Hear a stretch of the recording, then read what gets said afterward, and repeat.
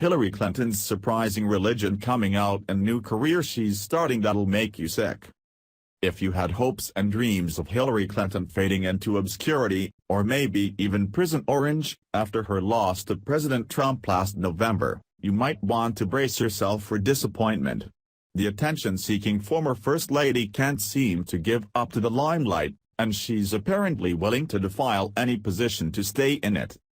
As if Hillary in the Oval Office weren't hilarious enough for you to imagine, she's now picked out a profession that's, even more, ludicrous than that. She's set her sights on being a woman of the cloth. That's right, the woman that millions of Americans think should be behind bars is now conniving as to how to set up shop behind a pulpit. Apparently, if you can't get people to vote for you the honest way, using their faithfulness to God is also an option on the table. Via The Atlantic. Hillary Clinton wants to preach.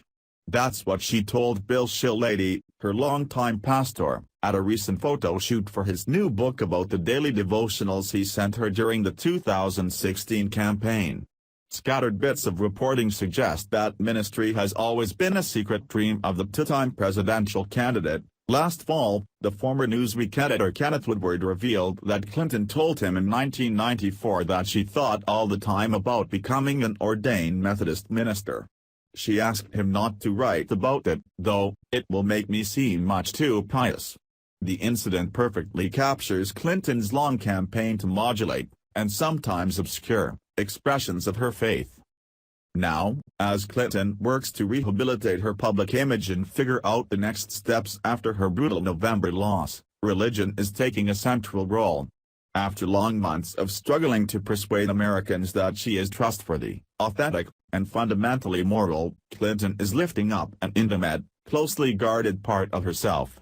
There are no more voters left to lose. In sharing her faith, perhaps Clinton sees something left to win, whether political or personal. I hate to be the one to break it to Mrs. Clinton, but I don't think there's any chance for rehabilitating that image. She did everything within her power to win the presidency, probably including illegal acts, such as murder, and one that didn't work. She's just looking for followers any way she can get them.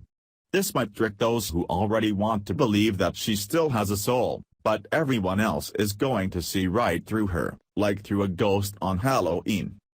The Atlantic, her move may have been strategic, but it also may have cost her. As primary season approached last year, nearly half of Americans described Clinton as not very or at all religious or said they didn't know what her religion was. The conservative commentator Eric Erickson pointed out that some leaders were more willing to believe Trump is a Christian without ever professing Jesus as his Lord and Savior than they were to believe Clinton's stated faith in the gospel. The challenge was a little less with the campaign and more with the progressive infrastructure, said Joshua Du Bois, who led faith outreach for the 2008 Obama campaign and served as the head of Obama's Office of Faith-Based and Neighborhood Partnerships. He wrote his own version of Shillady's book in 2013, about the daily readings that inspired President Obama. Clinton's supporters too often felt like there had to be a binary choice between engaging religious Americans and Secretary Clinton being a strong progressive, Du Bois said. He was skeptical that reaching out to religious groups would have changed the outcome of the election, but could Secretary Clinton potentially have gained a few more votes on the margins by having some Catholics events in Michigan or Wisconsin, or evangelical roundtables in those places? He said. Perhaps. Once a politician has spent as many years in the public eye as Clinton has, always trailed by a faint cloud of real or imagined scandal, it becomes impossible to distinguish the authentic from the tightly controlled public image. It's ironic that Clinton has chosen this period in her life, on the heels of failure, fading out of public life, to celebrate a part of herself that she cherishes, just as millions of other Americans cherish their faith. Perhaps, after being unwilling to wield her faith as a voter recruitment tool, she's willing to sacrifice her privacy in a final bid for public redemption. Or perhaps she is settling into an alternate path, one she's apparently fantasized about in secret for a long time. I suppose we can't blame her preacher for backing her up.